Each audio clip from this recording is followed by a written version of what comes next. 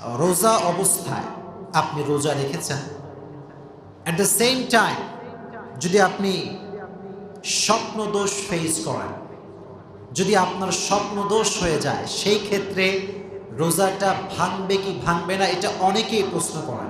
আজকে আমি সবিস্তার বলতে না পারলেও কিছুটা সংক্ষেপে এটার উত্তর দিয়ে দিব ইনশাআল্লাহ।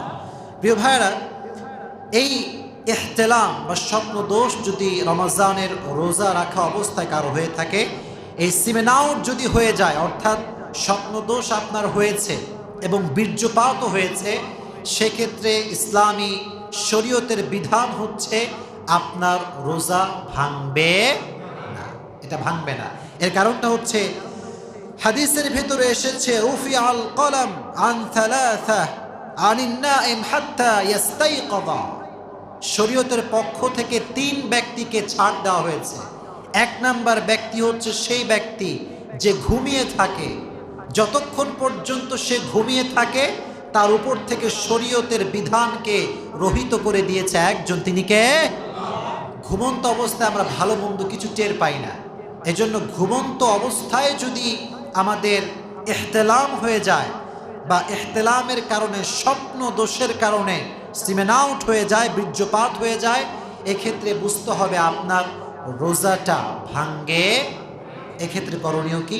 এক্ষেত্রে করণীয় হচ্ছে, রোজা যদিও ভাঙে নাই, তবে আপনার উপরে গোসলের ফরজটা এটা অনিবার্য।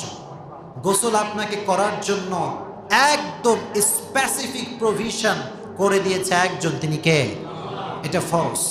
এজন্য রমজান মাসে যদি আপনার ওয়াইট ড্রিম যদি হয় কিংবা স্বপ্নদোষ যদি হয়, মনে রাখবেন রোজা আপনার ভাঙে নাই, তবে আপনাকে অবশ্যই ঘুম থেকে উঠে ফরজ গোসল করার দরকার আছে না নাই? এজন্য গোসল করে নেবেন। তবে হ্যাঁ, একটি টিপস শেয়ার করি, এটা পুরো বছরই স্মরণ রাখবেন। যদি আপনি নিজের সেলফকে এই সমস্ত বাজে স্বপ্ন দোষ থেকে বাঁচাতে চান, প্রত্যেক দিন ঘুমানোর পূর্বে সকলেই পড়বেন আয়াতুল কুরসি। কি আয়াত পড়বেন বলেন? বলেন না জবান খুলে, আয়াতুল কুরসি পড়বেন সকলে। এটা যে ব্যক্তি পড়ে, আল্লাহ তাআলা তার প্রোটেকশনের জন্য আসমান থেকে ফেরেশতা নিযুক্ত করে দেয়। সুবহানাল্লাহ পড়েন। শয়তান তার তীর সীমানাতেও আসতে পারে না। আর এই স্বপ্ন দোষ, যেই স্বপ্নটা মুহাদ্দিসিন ইকরাম বলেছেন এটা আল্লাহর পক্ষ থেকে আসে না, বরং এটা it comes from the devil, এটা শয়তানের পক্ষ থেকে আসে। আর শয়তান যে স্বপ্ন দেখায়, এটা কি ভালো না খারাপ? বলেন না, ভালো না খারাপ? খারাপ থেকে বাঁচতে হলে আমলও করতে হবে। এই জন্য সকলেই ঘুমানোর পূর্বে আয়াতুল কুরসি পড়বেন এবং সকলেই 3 কুল পড়বেন। কয় কুল? সূরাতুল ইখলাস, সূরাতুল ফালাক, সূরাতুন নাস।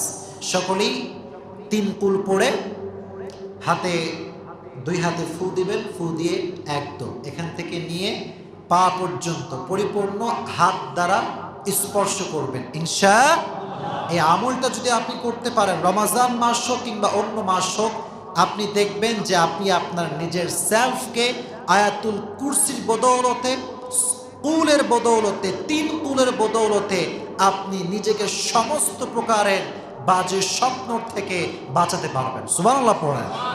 আল্লাহ আমাদেরকে এই বিষয়টি বোঝার তৌফিক দান করুন। জোরে কর আমিন।